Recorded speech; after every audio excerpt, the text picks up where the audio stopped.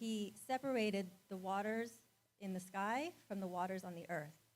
And as you know, as Christians, we are always hearing about the Holy Spirit as a river of life, like water. It's flowing, right? And so even though water has different positions in the sky, there's the lakes, there's gas form, there's ice. Just like God, he has different forms. On day 3, he made the land, the sea, and the vegetation. And in there, he made our food. Day 4, he made the heavens, suns, and the stars, and he put those into a predictable rotation, a cycle. On day 5, he created fish and animals. And what do fish and animals do? They move, they push, they propel themselves. And on day 6, he made humanity, people, and on day 7, he rested. Next slide. So in God's cycle of abundance, he said in Genesis 1, 11, and 12, "Let the land produce vegetation, seed-bearing plants and tree on the land that bear fruit with seed in it, according to their various kinds." And it was so. The land produced vegetation, plants bearing seed according to their kinds, and trees bearing fruit with seed in it according to their kinds. So he put into place food that already had seed in them so that it would reproduce. Next slide. So in Luke, in this context, in Luke 6:37, actually it's a verse right prior to this that I'm sharing here, he was talking about what we should be giving in, and it was about judgment, it was about forgiveness, but principles are principles.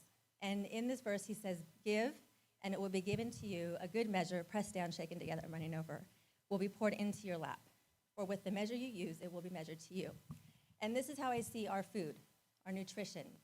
How we give our bodies and what we give our bodies is going to produce that which it is supposed to feed. And to, if you're feeding your body with healthy, nourishing food, your body is going to be healthy by default. That's the way it's programmed. But, like you all know, next slide. What are you giving your body? Because if you're giving it abundantly in the wrong things, then the wrong thing will be produced abundantly. And in this case, it's disease. And I underline the word good because in the context, good is not something you like. Good is a large measure of something. It's of substance, heavy, weight. It's not like, oh, this is good and I like it. It's good as in a good measure, a large volume.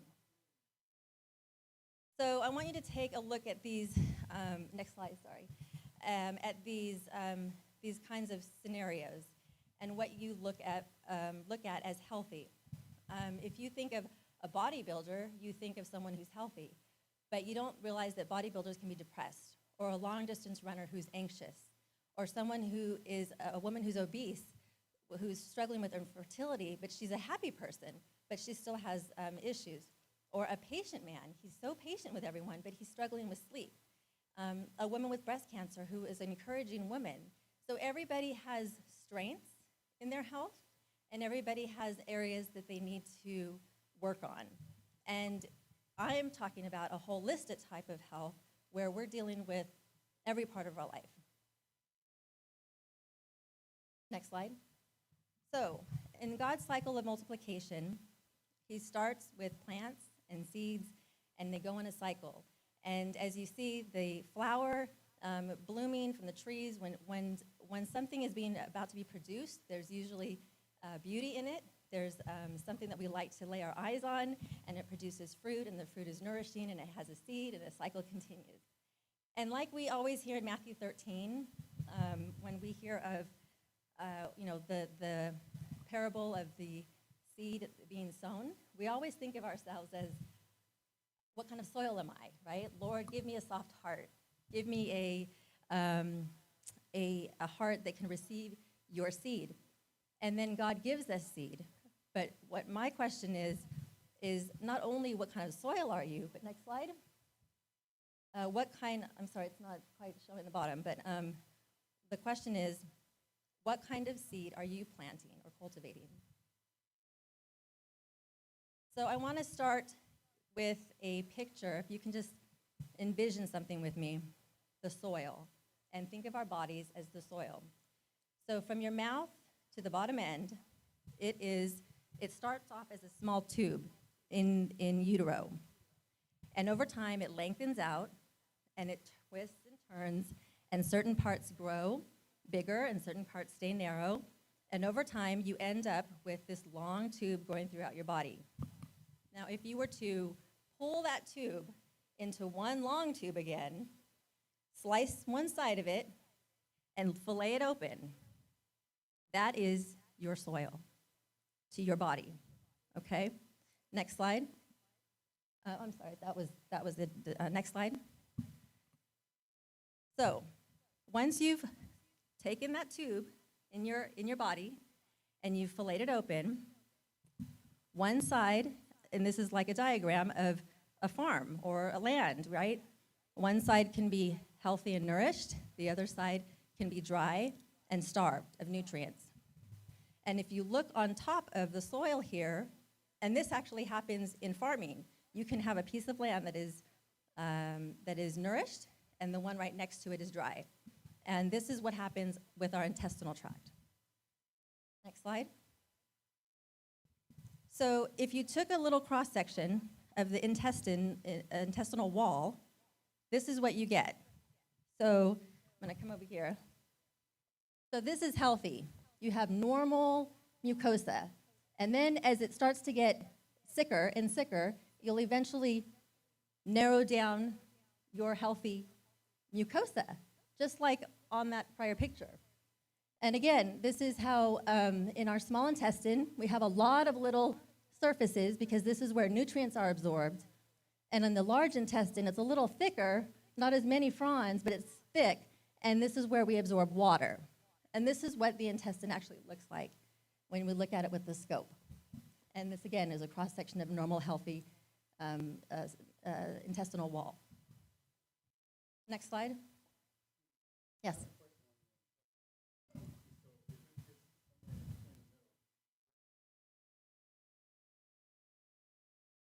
I will get to that. That's coming at the end. Okay, next slide. Okay, so when we seed, we're seeding legacy, right?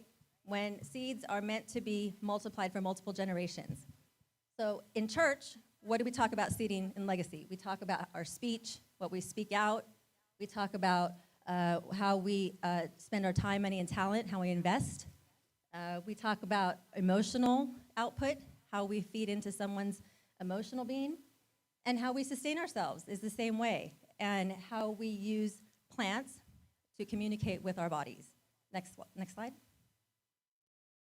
And the seedlings for that legacy are things like words of encouragement versus complaining or gossiping, spending money to support those things that you know are God-driven, using your gifts for others, sharing attitudes of joy, hope, and love versus judgment, negativity, and rudeness. And in the plant world, in our food and our health, it's about fruits and vegetables and grains versus processed foods or sugar-filled drinks and the like. So, next slide. So, lifestyle medicine is what I discovered a couple years ago. And there are 6 principles in lifestyle medicine that are being shown scientifically to now improve our health. One is I'm going to correlate this also with God's design. So next slide.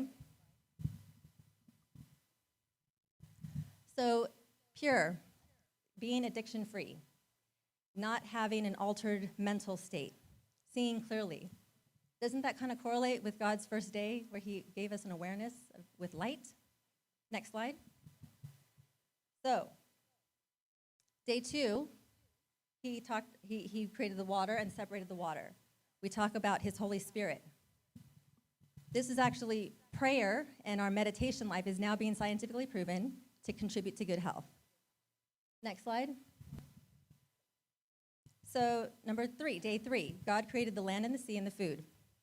Plant foods and plant strong ways of eating are now being shown to actually reverse disease. And people who take this seriously can reverse their diabetes in a week for some people. Next slide. Day 4 and 5, God created the solar system, which had rotation, and he created the fish and the birds, which moved. We need to move. We were designed to move, not sit around. We were designed to move. Next slide. Day 6, he made mankind. And it is scientifically being proven now that our sense of community and our social interactions are going to help us or hurt us in our physical demonstration of health. Okay, day 7, what did God do? He rested. What does the American lifestyle not do?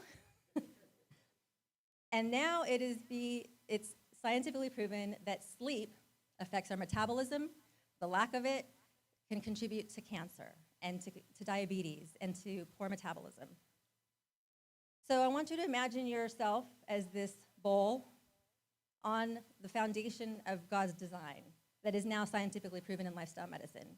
And this is next slide.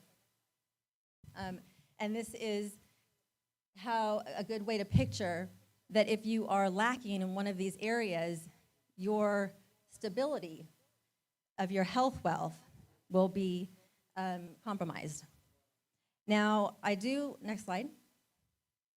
Now this is, my own is going here. So you may spend different amounts of time on each of those areas, but each of those areas need time. And they cannot be neglected or else your health will be compromised. So, next slide. So how are you nourishing yourself? Are you nourishing yourself with God's design? Or are you nourishing with man's alternatives? Because one or the other is going to determine the outcome of your health. Next slide. So I want to be clear that eating plant-based or eating foods that are as close to the way they came out of the ground is not a salvation issue, okay? Some people get really religious about their veganism, and this is not a salvation issue. It's a stewardship issue, okay? God gave us everything on this earth to steward, and our bodies are part of that, okay? Chronic disease is not inherited. So if you say, oh, everybody in my family is obese, well, what you inherited are bad habits. It's not that I have this obesity gene. Now, there are genetic plays in health, but genes load the gun, lifestyle pulls the trigger. And there is a new field of medicine called epigenetics. And at the tip of our DNA are these adjustable on-off switches. And we can turn genes on and we can turn genes off based on our food's influence on the tips of the DNA. And so someone may have had a long family history of, let's say, alcoholism or depression. And there may be a tendency to kind of lean that way. But based on your own habits, you can actually change the genes at the tip, they call epigenetics, the tip of your DNA. And then the new DNA that you are kind of reprogramming will then continue to get passed on to your children so that they will no longer have that inclination. Isn't God good? Okay, next slide. So I'm going to talk about some different disease processes here. Hopefully this will help gain a little more understanding. So there's a whole bunch of different types of diabetes. Pre-diabetes, type 1, type 1.5, 2, 3. And 34 million people suffer with diabetes. It's the number one cause of renal failure, amputations, and adult blindness. And it's doubled in the last 20 years. Next slide. So this is going to go against anything you've ever heard. And it blew my mind when I heard this. And this is why people who have been on insulin for 20 years will go off in 6 weeks when they change the way they eat. Okay, this is your cell, and this is insulin. Okay, so your pancreas is sending out insulin into the body, The insulin attaches to these insulin receptors, the little pink squares, and the insulin receptor, once it's attached with the insulin, will open up the channel and will tell the glucose, you can come in. Okay? So insulin attaches, glucose goes in. And when you eat something, if you have diabetes, your doctor will tell you, don't eat a piece of fruit. It will make your sugar go up, right? Everybody's heard that. Stay away. Go on the keto. Eat just protein. Eat just meat. Don't eat any fruit. Okay. Well, now your cells are starving because you're not giving them glucose. Okay. What happens is when you eat a fatty meal, and when you have a habit of eating high-fat foods, the fat, which are these little yellow hearts, because we love fatty foods, will attach to the receptor, okay?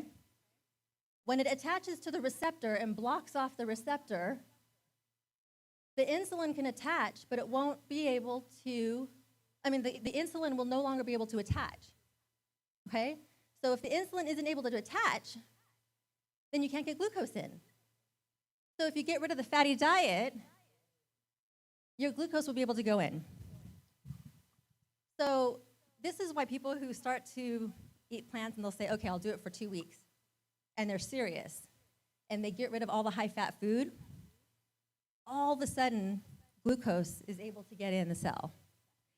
And if your doctor says, just take more insulin, right? Take more insulin so we can get more glucose in. Well, it really doesn't matter if you're having a high-fat meal because those receptors are being blocked.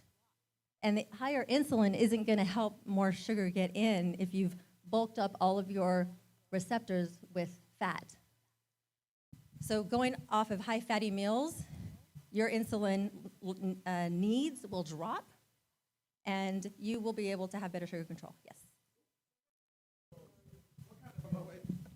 What kind of meals are like high-fatty meals? Because you get all these. I'm a diabetic, and I get all these different menus and all this kind of stuff, but it still doesn't really kind of change. So I'm just curious, what kind of meals are considered high-fatty meals that are common that we eat? Hold that thought. I'm getting to it. All right, next slide. Okay, this is normal foot, and this is one with diabetes. Prior fracture, not healing. This one is eroding, has an infection, and the bones are starting to disintegrate. Next slide. This is worse. This is a normal right foot. This is an abnormal right foot. The first toe has been taken out, and there's old dislocations that aren't healing, and there's gas in the soft tissue because there's an abscess, and there's all this swelling going on, which is why the soft tissue looks all abnormal. Next slide. Oh, sorry. 300 to 500 amputations per day because this is happening. And this is fully preventable with the right food. Go ahead, next slide. So this is just a really busy looking slide, but basically we're going to transfer over to obesity now. If you just go to the picture here, so obesity affects the liver, the pancreas, muscles, heart. It causes polycystic ovarian syndrome because of high estrogen produced by the fat, and it affects our brain. Next slide. And if you can, decrease that. So I want to show you what I see as a radiologist on CT on a regular basis. This is like normal work for me. So there's a condition called non-alcoholic fatty liver disease. And it used to be if you had liver disease, chronic liver disease, it was because you were drinking. The most common reason now is because of obesity. This is a normal liver. When I look at the CT, I want to see the same kind of grayness as the spleen, and it's about the same. Okay. Go back out? Yep. So as the liver becomes more fatty, it gets closer and closer to looking like subcutaneous fat. And this is someone who has fatty liver disease that's more severe. Next slide. Now, go up a little bit more. So this is a study that was done on mice, and this is a normal liver, and this is a fatty liver. So what happened is they gave two different groups of mice. They gave normal food, healthy food, to one mouse or a group of mice, and then they gave a very high-fat meal diet to another set of mice. And within a week, the high-fat food mice began to gain weight, and then over 6 weeks, then they dissected them, and this is what happens. And this is what happens in humans. This is what I see. You start to get these yellow splotchy areas in the liver, and that's because of the fat infiltrating the liver, and compared to the normal higher liver, it's all nice and pink in one color. Next slide. So this is what they also did is they looked at the same mice and they looked at their intestinal tract. And what they found is that the ones who had the normal healthy diet kept their intestinal mucosa looking nice and healthy. And as time went on, the ones who had the fatty liver disease also had corresponding poor mucosa in the intestinal tract. And so that soil that we're feeding, we're literally eroding if we're feeding a high-fat, unhealthy processed food diet. Next slide. So this is what happens when you hear things like leaky gut, dysbiosis, chronic intestinal inflammation, is that healthy bacteria are floating around. We eat healthy. We have this mucus barrier that helps protect the lining.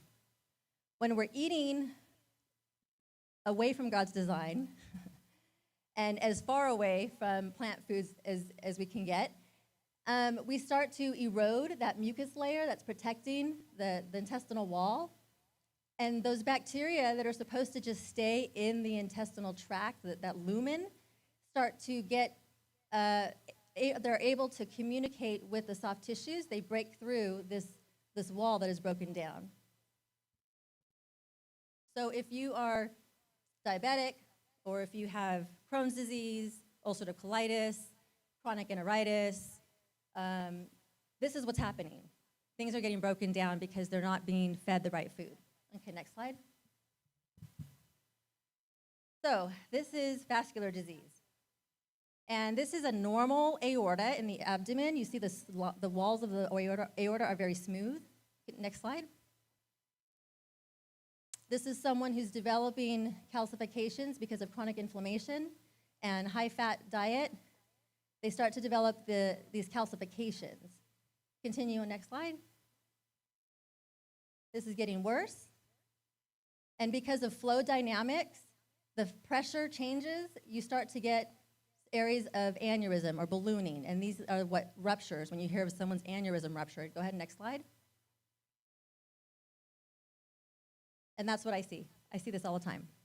This is like normal American CT images. Okay, next slide. Okay, this is from the side, normal, abnormal. Okay, so if you have chronic hypertension that's completely uncontrolled, if you have diabetes, this is what you're at risk for. If you have high cholesterol, this is what is happening. Okay, next slide. So this is bypass. So I have been told, oh, I can't eat like that. That's too extreme. What is that? All right, so little graphic, but that's reality. And we do over 500 of these per year. Okay, next slide. Alzheimer's disease. They are predicting within the next 15 to 20 years, 80% of people over the age of 80 will have Alzheimer's if we continue on this route. So this is a normal, youthful brain. And this is an adult. It's pretty normal. And what happens over time is shrinkage and forgetfulness and confusion. And this too is also very common. And there's no cure for Alzheimer's. There's only prevention. So scroll up a little bit. Risk factors, they are aging, just getting older because you're here longer and you're eating unhealthy longer. Diabetes, hypertension, smoking, and a family history of dementia. Some dementias can be inherited. But by and large, the routine Alzheimer's is a preventable disease. Okay, next slide. And depression. 1 in 6 will suffer with depression in the lifetime. 16 million adults suffer from this every year. And this is also affected by diet. People who assume a healthier diet have a healthier mental status. Next slide. So if you did not already know this, 90% of the serotonin in our bodies is produced in our gut. And so people who have chronic intestinal disorders for various reasons will often have depression. And the depression isn't because there's something wrong in their head to begin with. It's because they're literally not being provided with the serotonin that their normal intestinal tract should be producing because they're not eating correctly. Okay? So you fix the intestinal issue, and a lot of depression goes away. And there's something called a gut-brain axis. And it's how the gut interacts with the brain and how they feed off of each other in a healthy way, as well as a negative if you're not eating right. Next slide. Okay, yep. So multiple sclerosis is very personal to me because my sister has multiple sclerosis, and she was diagnosed about almost 2 years ago. And this is debilitating. It's becoming more common. I'm seeing so many more patients that that are coming through with imaging that are younger with multiple sclerosis in their late 20s, early 30s. And it's just becoming more and more common, and the patients are getting younger. And it's an autoimmune disease. They're not sure if there's a genetic link, and they don't know of any real risk factors. But diet can help alleviate this and can improve the symptoms. Next slide. So this is just an overview of all of the chronic diseases that can be minimized, reversed, prevented with food. Alzheimer's, stroke, multiple sclerosis, depression, anxiety, diabetes, congestive heart failure. Patients who are in congestive heart failure, pre-transplant, and have taken a serious attack on their health with the food that they're eating. Some of them have gone from an ejection fraction of like 15%, which is very small, up to, again, like 50% to 60%, which is near normal. Chronic constipation, diverticulosis. Anybody hear of someone in the family who had diverticulitis and they had to have part of their intestinal tract cut because of this inflammation? And it's a little outpouching that happens on the intestinal tract because of chronic constipation, high pressure, and eventually it can burst and it can cause an abscess and a lot of pain, a lot of recurrent pain. And I'm also seeing diverticulitis in younger and younger patients. Chronic renal disease can be reversed or at least decrease in severity. Chronic urinary tract infections can be helped with better food. Reproductive health. Fibroids can decrease if you remove dairy from your diet. Infertility as a consequence of obesity. Erectile dysfunction is like the canary in the coal mine. If you imagine back to the aorta that I showed you that was covered in calcifications, those are the biggest arteries. What do you think the smallest vessels are doing? That's why someone who has this kind of disease has vision problems, because the vessels in the back of the eye are some of the tiniest. And that's where the early signs of vascular disease is seen. And erectile dysfunction. So, no, I'm not. It's not that I'm just not in the mood. It's just not happening because I have heart disease, and that's what you saw. The vascular structures are completely being occluded. Fibromyalgia, rheumatoid arthritis, all these things can be helped. Next slide. So in my research for this lecture, I had been reading a lot about the gut-brain and the gut-lung axis, but there's also if you go up a little bit higher, there's also a gut-oral axis, dental health, the gut-muscle axis.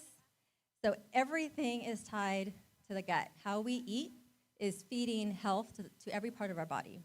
Next slide. So these are the primary causes of chronic disease. If you can go up a little bit. Animal-based meat. So what happens when we eat animal-based meat, proteins? There is a couple of chemicals in the meat that actually promote the growth of certain bacteria, negative bacteria that kind of overgrow.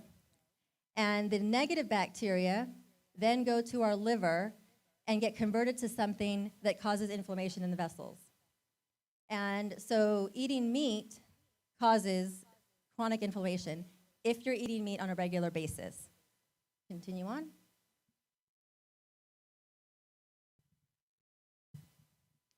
Animal-based liquids. So if you go up a little bit, so it's like liquid meat, okay? There's the same animal-based protein, it's also in meat, in liquids. And the casein in milk itself is a pro-growth chemical. It tells the body to grow big and grow fast. But it doesn't just tell baby cows to grow into big cows within 3 to 6 months. It also does that to us. We're not a cow, okay? And we're the only species that drinks another species' milk, okay? But that species' milk is telling their cells to grow fast and grow quick. We don't need that communication, all right? We don't need the pro-growth. So that's why cancer patients are now starting to be told, don't drink dairy. Don't eat the high meat, high fat foods. Lactose intolerance is actually normal. 70 to 80% of black and brown communities don't have the lactase enzyme. We're normal. Typically, Caucasians are the ones with the lactase enzyme. So the fact that we don't have this enzyme, we should not be drinking this because this is causing a lot of GI upset, and we don't even know it. Causes allergies. If your pediatrician has told you, oh, if your kid has allergies, avoid the milk. Why? Because we're not supposed to be drinking it. It's pro-allergy, pro-growth, and is not what we're supposed to be doing. Next slide. High-fat foods and liquid oils. If you think that olive oil is healthy for you, it's not. That's not the first gasp I've heard when I've said that. Any oil that you are eating that is not in the original form that God created is too high fat. Every tablespoon of fat is about 120 degrees, and it doesn't matter what fat it is. Okay? Olive oil is the same. If you want the olive oil, eat the olive. If you want the peanut oil, eat the peanut. If you want the almond oil, eat the almond. Avocado oil, eat the avocado. Because it has nutrients, it has fiber, it has all of these other things that go along with the fat so that the fat itself is not detrimental. But we do need some fat, but we need to eat it in the most fundamental form that we can find. Okay, next slide.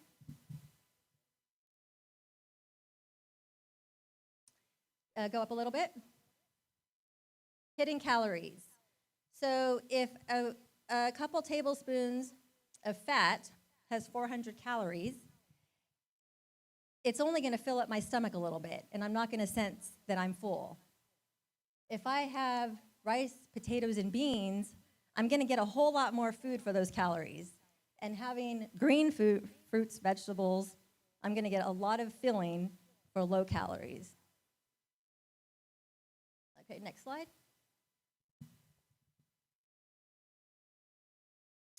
Processed food.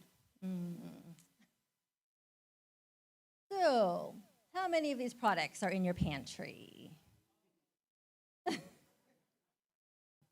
Okay? As far as I can tell, I have never seen a goldfish package growing off a tree. Okay? This speaks for itself. Next slide. And one of the last things I want to bring up as far as what causes chronic disease is a lack of fiber. Fiber is only found in plant-based foods. Fiber is why we have so many of these problems, because we're not getting enough.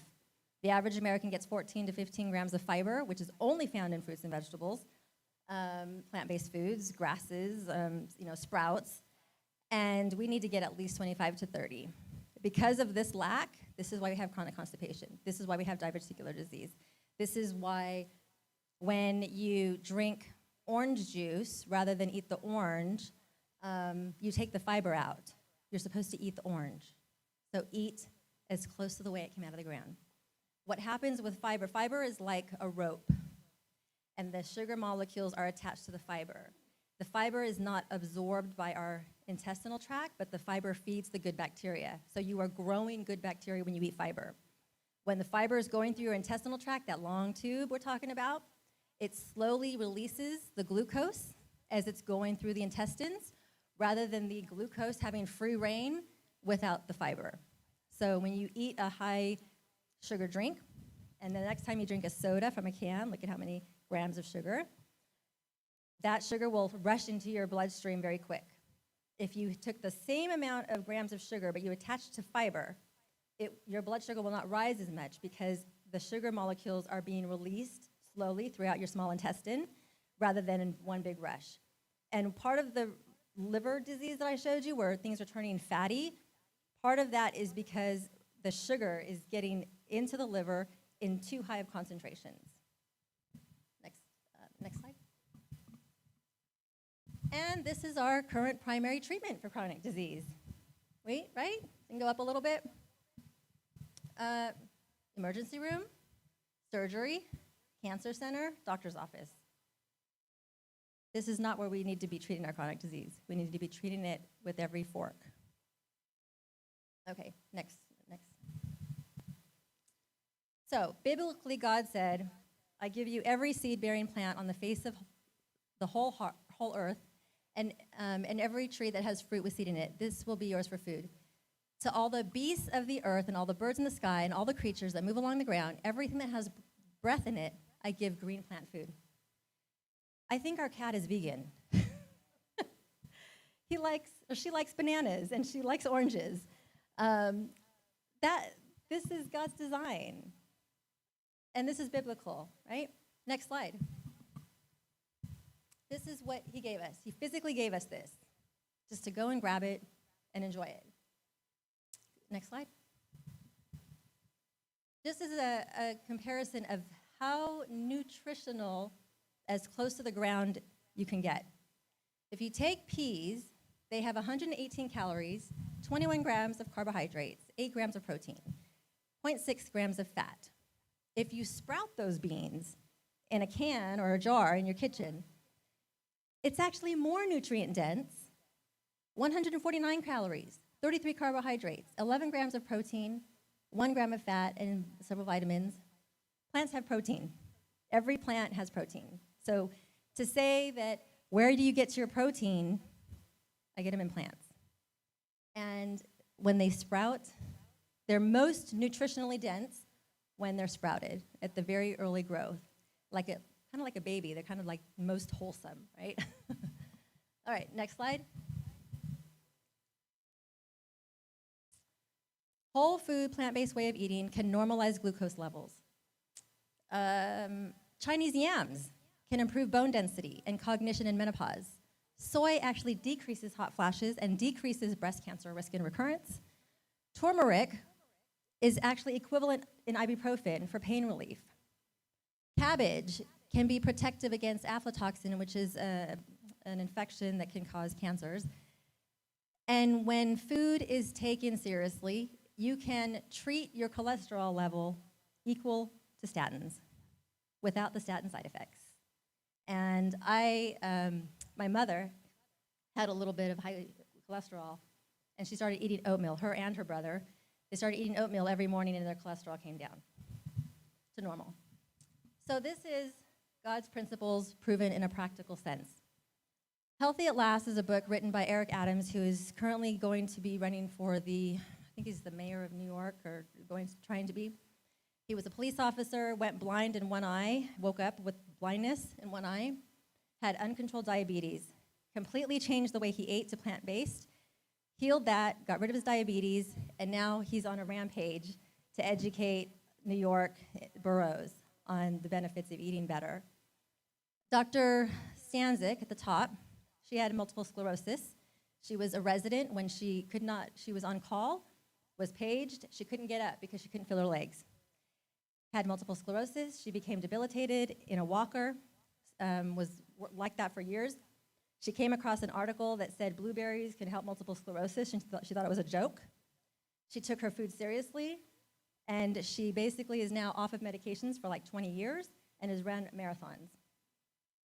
The one at the bottom is another doctor who was diagnosed with lupus in her teens, and she was in like renal insufficiency, having kidney biopsies, and a lot of disease by the time she was in her early 20s.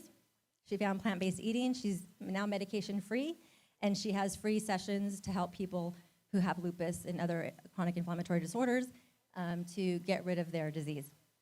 Next slide.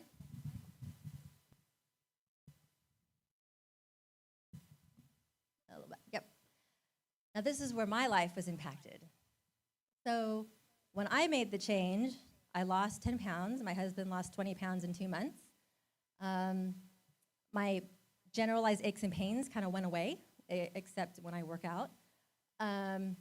My daughter, Caitlin, had thyroid cancer, and she went through conventional treatment, but the surgeon said, and she changed the way she ate, and the surgeon said she's actually doing too well.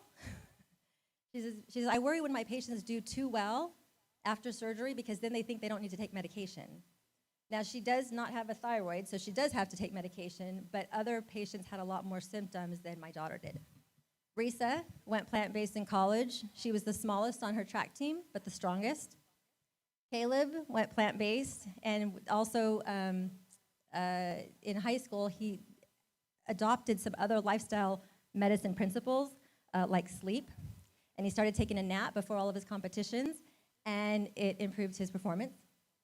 My other daughter, Courtney, and her 2 sons and her husband, they have listened as well, and so they don't have dairy. They don't drink regular milk because the older son has asthma, and so it helps with him not having regular milk. So go down a little bit so I can see the upper pictures. This is my sister.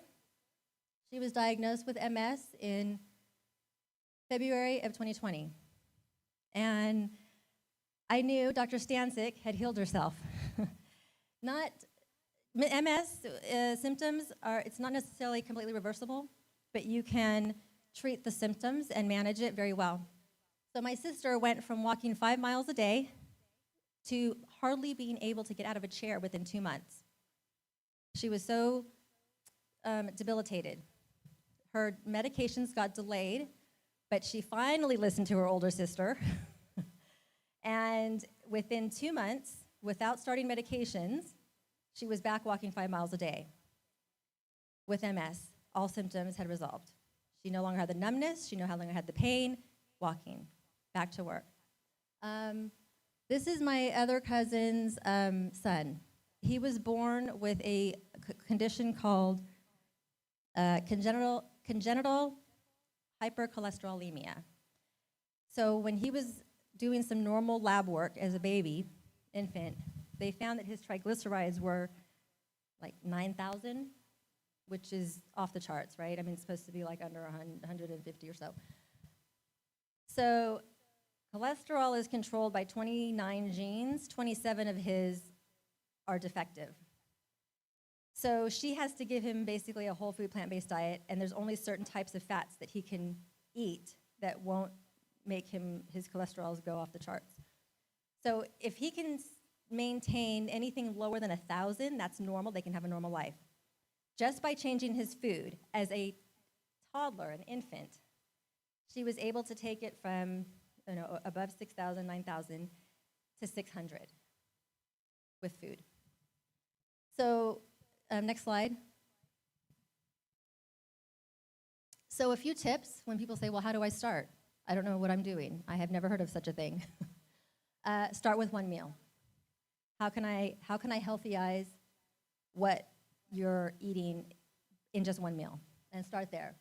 When you shop, try to get most of your groceries on the edges of the store where the fresh fruits and vegetables are, breads, those kinds of things, and less in the aisles. Buy dry goods in bulk. because if you're drying them in bulk, they're probably closer to the way they came than in a package. It's going to take time to plan, and you have to be realistic about that. And you also have to know your week times. So in our household, 9 p.m. is when our pantry sometimes gets pulled open. What can I eat, right? Right before I go to bed. So when we get fatigued, we get decision fatigue throughout the day. We get tired of making decisions all day long, right? And by the time you're like 9:30 at night, you're like, I don't care, I just want to eat something, and I don't care what it is. If you have something that's healthy sitting out all the time, that's your go-to place. That's your go-to box of, homemade, granola bars or fruit and vegetables. Fruit is our thing. We just eat tons of it, and we pre-cut it up so that we have a whole bunch to last a couple days. So that when those week times hit, it's like, no, don't grab the ice cream, grab the cookie. Grab the apple. So, unless it's a cookie that I made, that's wholesome. All right, next slide. So, my question is to you, what does your soil look like? Everybody can do that own self-assessment, right? And if you don't know what it physically looks like, like you can't look inside your intestinal tract, what is your body telling you? Okay. What are you going to start planting? How are you going to change? Right? How close can you get to eating food that came out of the ground as God intended? And what are you going to continue to nourish those seeds with? Okay, this is an ongoing thing. We laugh in our household because, I laugh because I think it's funny, but I have a brown thumb. I buy things and I don't water them, okay? So my husband puts up a lot of watering things all over the yard, and things get watered, things get taken care of.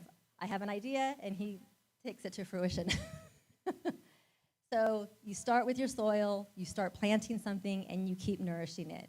And the more you nourish with the things that God intended, then your appetite changes, right?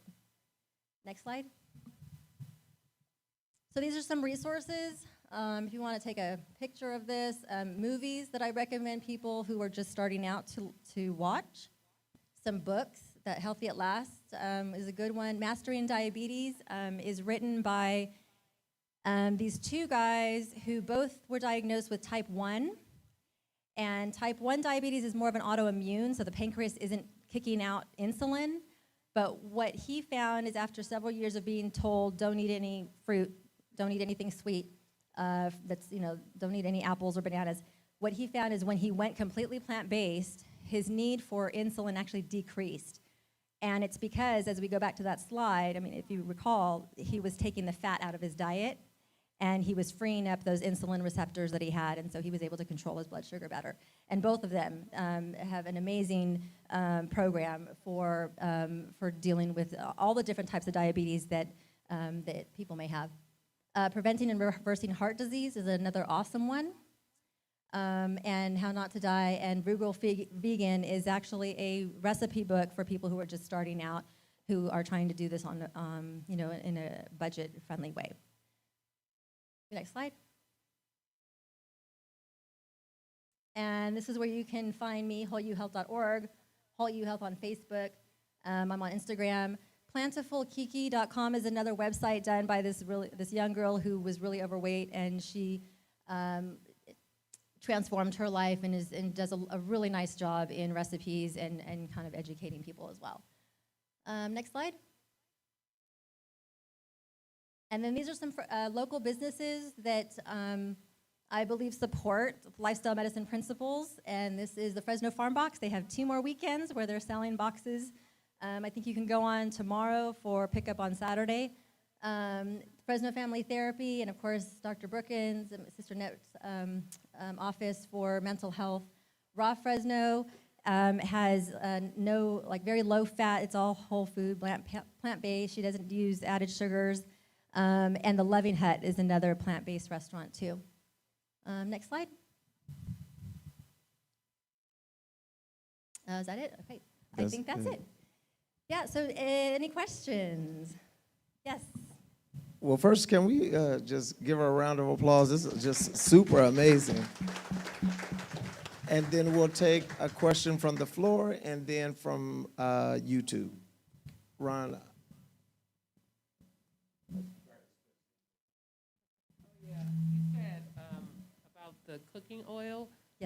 So what oil do you cook with?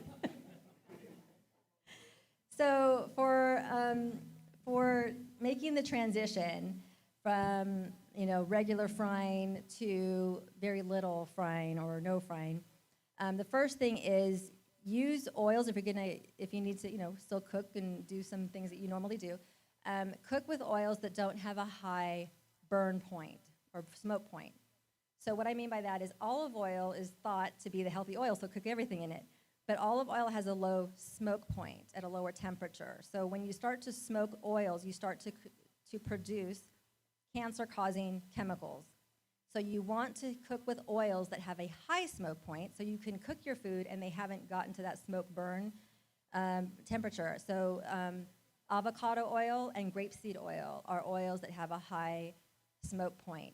Olive oils, in my opinion, should not really be used, and if they are used, very sparingly on non-hot foods or foods that aren't very hot.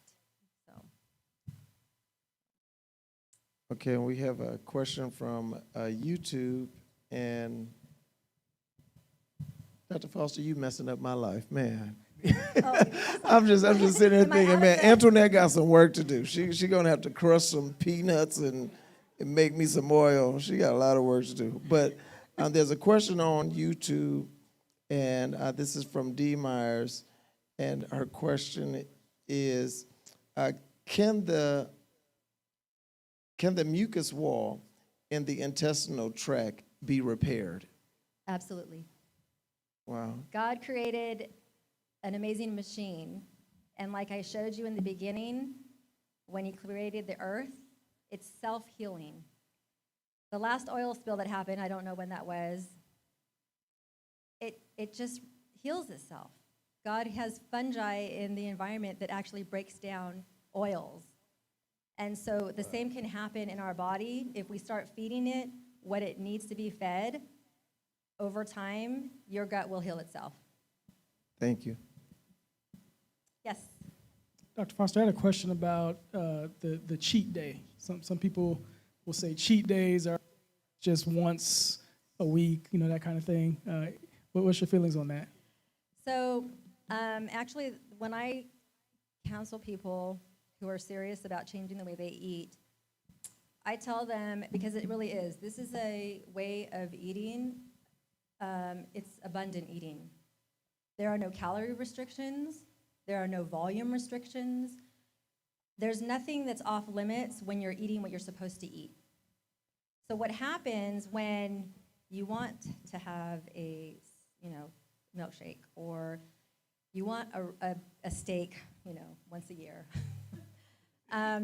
What they found is that people who eat a predominantly plant-based diet, and they occasionally or rarely will have meat, the meat does not cause the ill effects because the intestinal tract does not have a lot of the bacteria that convert those chemicals into the negative chemicals.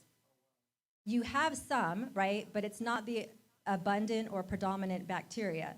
So when you do eat it on a rare occasion, it doesn't cause you harm, which is so spiritual. Sometimes when you are full of God and then you're around a lot of negativity, it just rolls right off of you, right? The same as with our food. Yes? So in terms of, a lot of what you were saying is about gut health and how a lot of the diseases come from the gut and those kind of things. So is it possible to have good gut health and have a gut? I just don't know. Well, This is the hardest part to get rid of. For most of us, even exercising, eating right, working out, this stuff just don't go nowhere. yeah. Yes, you can still have a little belly and you still have pretty good intestinal health, but by default, you will probably lose your big gut when your good gut is healthy. Yes. Hold on, wait for the mic. Dr. Foster, thank you again for being here. Our liver, what can you do to repair that if you're taking quite a few different medicines that the doctors prescribe for you. Right. So the best thing you can do is change to a whole food plant-based, right? Because you need to give your body resilience. There's going to be insults that come. It's just like, think of a football player who is, they're big, they're muscular. They can get hit and get right back up, right? But that same hit may kill a frail 80-year-old, all right? So you are going to have some insults because of necessary life, but you want to make your body as resilient as possible. So by eating whole food plant-based, this is not vegan, this is not vegetarian, this is whole food plant-based, predominant, then you will give your liver the most resilience to those insults. There may still be, sequela or consequences of those medications that you may have to continue taking, but you can do no better thing than to give your body the best fuel and the best protein sources and the best phytonutrients, plant nutrients, to help your body parts become as resilient as they can to those insults. Dr. Foster, as a follow-up to that, when you used that example, you weren't talking about the Cowboys, were you? I just want to make sure. So, Dr. Foster, on a serious note, you mentioned, you said something in there.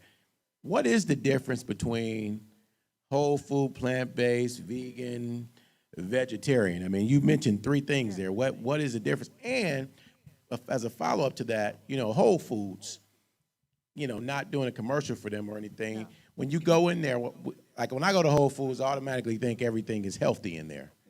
Like even the snacks, and so I get some snacks because I'm like, this Trader Joe's Whole Foods, so the snacks from Whole Foods should be whole already. So, I mean, is that crazy to think? I don't know. All right, so vegetarian is someone who eats predominantly plants. They don't eat meat, but they do eat dairy products. Vegans only tells you what they don't eat, and it's just they don't eat meat or they don't eat animal products. It doesn't mean that what they're eating is healthy. So you could have an Oreos and beer and be a vegan, okay? So you can have that Snickers no, actually you can't because it's made with dairy products, but you can have, for example, you can have one of the almond or coconut-based ice creams, and that's vegan, but it's not healthy because it has a very high fat and high sugar content. You can have a cup of sugar water, and that's vegan, and it's not healthy for you. So whole food plant-based is eating foods as close to the way they came out of the ground, which means you're eating the nutrients, the sugars, the fats, in an original form, okay? Yes. So the myth about white rice being bad for you, is that out the window now? No, it's not. So what we do, again, so white rice is a plant-based food, right? But it's been processed, right? So it originally starts out as a brown rice, and all of the brownness has been taken off. And so it's really just the carbohydrate that is down to its like most simplest form. You want to, like I say, eat white rice. If you like white rice, eat it. But maybe switch it up now and then so that you now have brown rices, you now have red rice or green rice or multi-grain rice. Try the quinoas, eat some potatoes, eat some yams, and maybe just not eat that all the time. And that's why I tell people, whole food is not off limits. If you eat, predominantly the way it came out of the ground, when you have a big bowl of white rice, it's not a problem. If you want to put a little bit of salt on there, then put a little bit of salt, Try not to, make desserts that are just sugar and fat, but you can have some sugar, but try and buy the sugars that are less processed. What do you recommend for meal planning and prepping? Because to be honest with you, it's a lot of work. A lot of I get that you put all the books up there and all the videos, and it's almost like, is there a simpler way to just, how do we simplify it to where, just make it simple And Yeah. without costing a lot of money, Right. you know, not having to invest in all the books and all the, Right. you know, conferences and all this. How do we just make it simple and, you know, get started on it? Because I think what ends up happening is that, you know, you get started on something and you just get bogged down with the, you know, the planning of it, and it's just so easy to just revert back to what's available, Right. out of convenience. So again, as I was talking about, you know your week times, right? So if you're intentional, plan when you are most alert and awake. And the second thing is, don't try to do a whole overhaul overnight, because that's unsustainable. So let's say, and the other thing is, different cultures have different foods, right? But every culture has whole food plants, right? And every culture has a whole food plant-based way of eating. So, for example, in Jamaican culture, yams, plantain, dumplings. Okay, so what we did, one small thing that I helped Robert do, and I had to convince him because he was looking at me with a side eye. So by convention, the routine was, if he wanted plantain, which is like a banana but less sweet, he would slice it up and he would just bury it in oil and fry it. That was the norm. So what I did is I said, well, I know you still want plantain. Plantain is good for us, but let's try and make it healthier. So what I did is I sliced it up, and I slightly coated it with a little bit of oil. I just did a little bit of brushing, and I put it in an air fryer. And he still looked at me with a side eye until he, picked it up, looking at me like, I don't know if I'm going to like this. And he ate it, and he walked away. And I said, well, do you like it? He's like, it's pretty good. So those are the kinds of things you do, right? So you take what you already eat, and you decrease the fat, you decrease the meat, try and find meat alternatives that are plant-based, buff up the vegetables in the same dish you already like.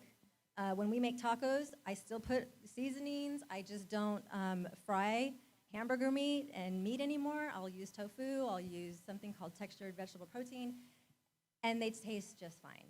So, yes. I have to ask it. The seasoning. Oh my God, the seasoning. How do you, we try, every once in a while, we'll try a vegan dish in our, in our meal during the week, or maybe even two sometimes, but it's always the seasoning that you're yearning for, that Lori seasoning, really, that you're so used to eating. And how do you get that taste, the good taste? So back? use the same seasonings, right? So like Robert, he is a seasoning guy. My family upbringing, we used very little, and I was very happy. So I am still trying to season enough for him that's not over-seasoned for me. So you just need to find the seasonings you like in your original dishes and use the same seasonings. You just have decreasing the oil, decreasing the sugars, decreasing the salts, and you're finding, instead of using the meat, you're finding plant-based alternatives, but use the same seasonings. Or you can maybe simmer some onions, some garlic, so the flavor comes out a little bit more if that's what you used to, and then add those to your normal dishes. We'll take one more question, if anyone has a question for the good doctor. Okay, Deacon Bill. I was just wondering if I could have your card or something. What I have to say to you is, I don't want to get too far off the track here, and I'd like to have your card and talk to you about it. Yes, Things absolutely. like essential minerals, stuff like that, and that's all I'm going to say right now. Okay, sure. All right. Well, can we celebrate Dr. Foster one more time? Those of you who are watching on YouTube, we thank you for watching. If everyone would be so kind as to sow a seed or an offering tonight, it is much appreciated. Those of you on YouTube, we continue our WE conference next week with Minister Reggie White. He is going to give us wealth management. And so we're going to get our money together, get our wealth together next week. So we want to have a packed house. Do want you to know that right outside of the Champion Center, they are still taking blood pressure for free. I believe also what's that prick, the little blood glucose. They're taking that. And then the liver. Yeah, so if you would Can you like- talk in the mic? Yeah, sorry.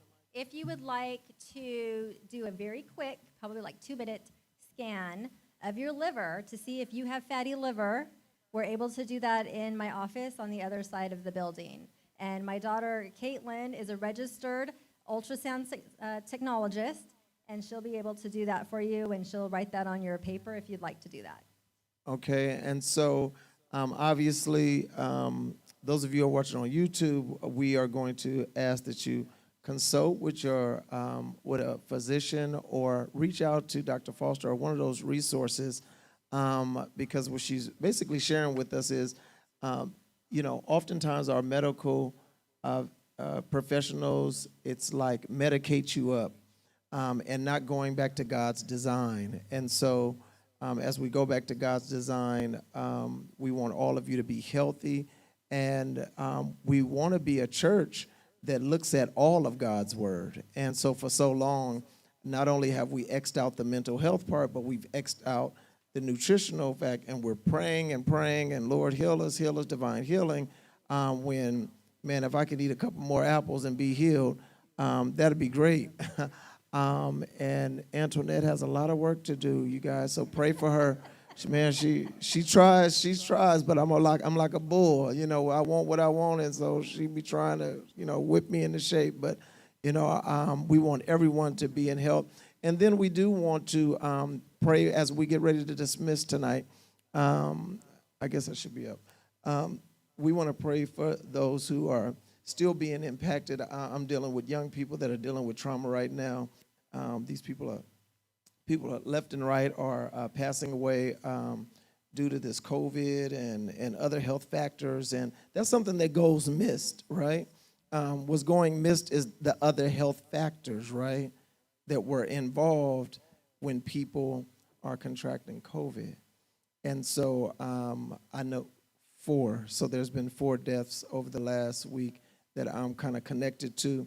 So we want to keep people in prayer, and we also want to be wise. But one of the things Dr. Foster didn't point, it came up on the screen, but she even has some information about COVID as well. And so it's some very powerful information. So if you reach out to her, she can definitely get it to you. Everyone's standing on your feet. Once again, you can give by texting B2EXP to 77977. And those of you who have health, what is that, intestinal tract? Yeah, if you have a healthy intestinal tract, we have smoothies in the cafe, so please go over to the cafe. Amen. For a small donation, we're just trying to raise up money for this nonprofit. As you see, we're creating a network. Dr. Foster is a part of that network. Lady Net Therapy is a part of that network. We're trying to create a network of like-minded, spirit-filled believers who have businesses that benefit the community. And that's what we're trying to do here at the Champion Center. We want to make sure we get our Women's Empowerment Center up, our Men's Empowerment Center up. We are praying for the people in the back to move out so we can have that space, so we can do some children's stuff. So just continue to not just commit to investing in Champion Center, but supporting in prayer. Dear gracious Father, we bless you and glorify you for this time of fellowship in your word. I just come asking that you would just sanctify, just continue to bless Dr. Foster, dear Lord God, and all of her efforts in trying to educate the community, dear Lord God, about your design. Help us to have the capacity and the desire and the will to lean into your design. And we ask that you would give us, Lord, the fortitude to continue on. I ask that you would bless our health, dear Lord God. So many negative factors that we have put in our body. We come asking, dear Lord God, that you would give us divine mercy, Lord, through this information, that we would be able to turn around some of those factors and be the people and the temple of God that you created us to be. Bless our offerings tonight. Dear Lord God, we ask that you would keep us safe from this place, but never from your presence. In Jesus' name, amen. Can we celebrate Dr. Foster one more time? Please remember you're a champion. We'd love for you to, as you exit through the cafe, we just want to show you, Lady Net's been working hard in there, beautifying the cafe. It is open.